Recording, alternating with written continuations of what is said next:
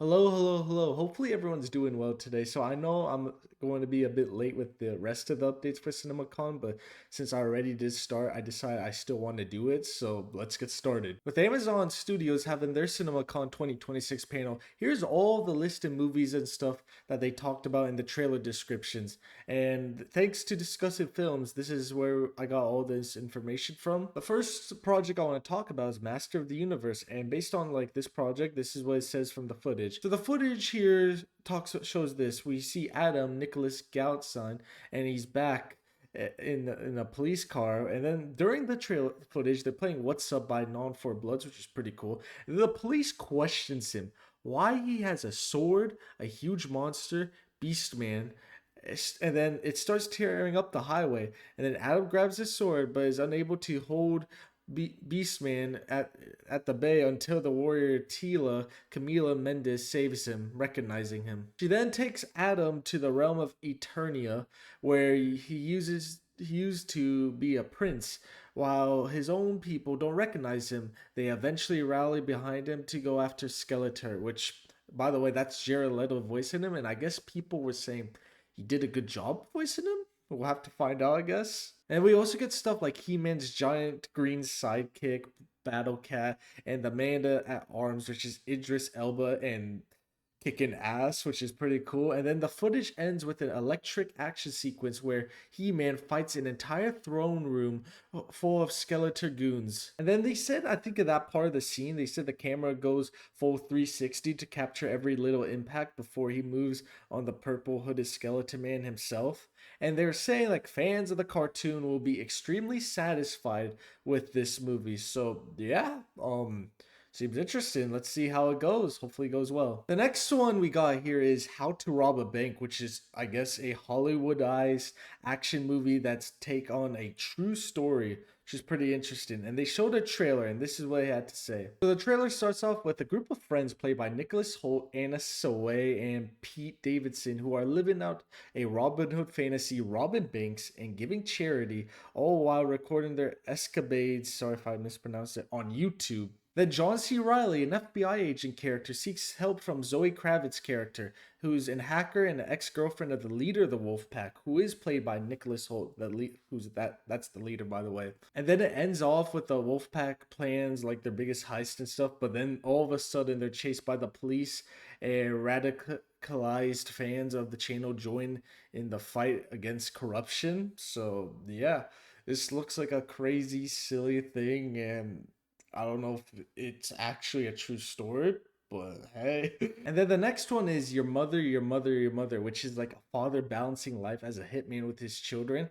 And it also talks about how it indicates like a lighter tone, but the Houston, Texas set makes it feel like very dark. And then the footage they show is like Mahershala Ali like refusing to pray, and then like we see his character like begins to tear through the city and taking a break from his small jobs selling perfumes. And then they also talked about how the footage has shown like a strong sense of like a place, including sub locations like in Opleman Mansion where John shows real nasty cowboy hat villain lives.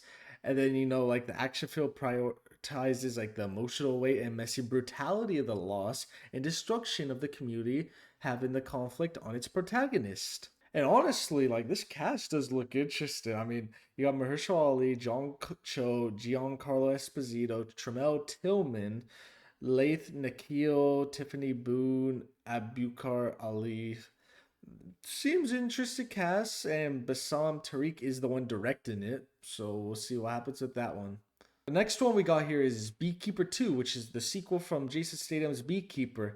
And they did show some footage, and this is what they had to say about the footage. So the footage opens up with like an autopiloted Cybertruck infiltrating a base. The goons open the door and find a tied up government agent in the driver's seat. And then that's where Statham, as a former disgraced assassin, Adam Clay, is continuing his revenge against the Beekeeper organization, and with the end goal of overthrowing the US government. And then they talked about like the action is like as brutal as the first film, and then they show like Clay unleashing a horde of bees on some of the enemies during combat. He has flamethrowers and burning on an agent's face, and a high octane car chase. So yeah, it does seem like maybe if people like the first one, they might like this one, and who knows if this one does well, maybe there's gonna be a third one. The next one we got is Spaceballs, the new one. And guess what? Josh Gad is in it. He's okay. He's safe because if you remember, he got stuck by Doorman and Wonder Man. No, I'm joking. I'm joking. I just wanted to put that joke because I thought it was just a funny thing to say.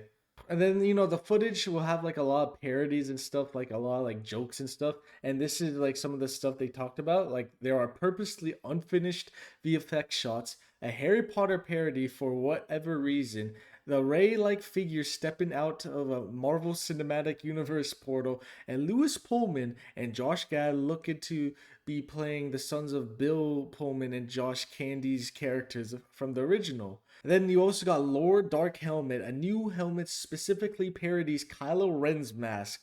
We see a droid that is supposed to look like BB-8, but it is instead a small cube that looks awkward as it stumbles around, as well as the Navis from James Cameron's Avatar. Overall, this is cool because it has been 40 years. Like it's been a while since like the original film like parodied like the Star Wars trilogy, and now it seems like they're gonna make fun not only just Star Wars but like a lot of the films and stuff. It kind of feels like maybe leaning towards Disney. Well, probably other stuff, but it does look like they're gonna be messing around more than just Star Wars, which is pretty cool and fun. Next one we got is Highlander, and they did show some footage of like the trailer, and this is what it said. Is it has Henry Cavill as Connor McLeod, who's walking into a church proclaiming he was born in 1518 and is immortal. And then the footage shows like sword battles and like neon lit environments and stuff, and it's like kind of similar like to like the John Wick films, something like that. And then we get glimpse of like Kurgan as like a Nazi fighting Connor. So we'll see what happens with this. And then we got another movie which is releasing sometime next year, not sure when, but it has Gareth Evans like directing it, and it's A Colt Is My Passport. And then they talked about the trailer to this film is like Gareth Evans reimagining like of Takeshi's Nomura's original film from the 1967, which has the trailer see Hitman Soap Sue in 1970s Detroit completing a hit that sees an empty full dual wielded pistols to man's chest at point blank range. And then you get his boss played by Tim Roth. However, he does not want to pay him for the hit and instead sends him a squadron of other hitmen led by Jack Rayner after him. The next one is Michael B. Jordan's next directed movie, which he's also going to be in it, The Thomas Crow Affair, which is like I think the third version or something, whatever you want to say. And he's also going to have Adriana Horano.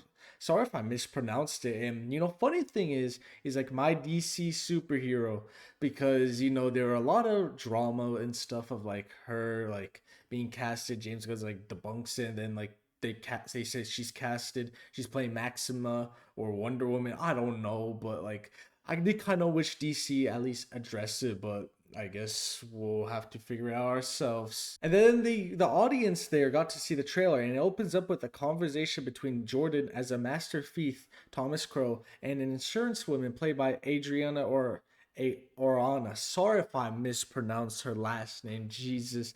In a confrontation, he has successfully stolen some of the world's most prized artworks, and his next targets belong to the high-profile elite figure played by Kenneth Barnog. And it's pretty much similar to like the original, like the film, with centering around like a thrilling cat and mouse game and the romance between Thomas Crow and the museum insurance investigator.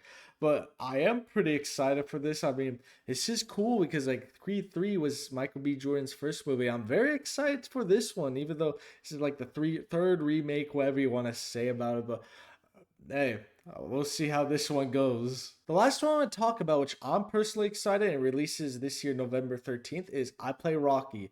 And this one's exciting because like it's like about Sylvester Stallone, like a true story of him like creating, the Rocky script and stuff. And he doesn't want like the studios to kind of like control what he does, but instead, he wants to like because he wants to make this film, and but he wants to be the star, which obviously does happen. It's an underdog story because something, if you guys didn't know, is that Sylvester Stallone was poor before like doing Rocky, and that definitely was something that like they're doing for this movie. And they did show footage, and this is what I had to say. So the footage shows the young Rocky, Anthony Ippolito, if I sorry if I mispronounce it. He plays a young Sylvester Stallone who went by the stage named Mike.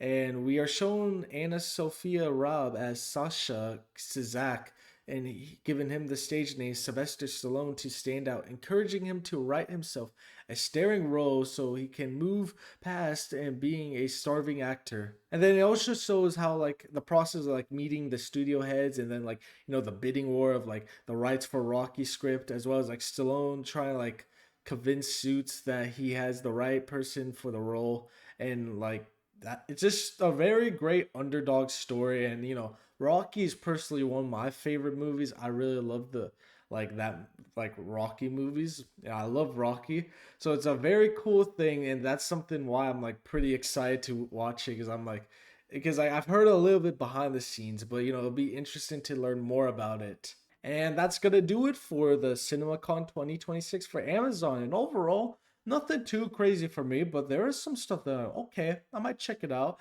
and I'm very interested. So, anyways, guys, let me know in the comment section which ones like were interesting, which projects that we talked about were interesting, and if you guys enjoyed, leave a like and subscribe, and I'll see y'all next time.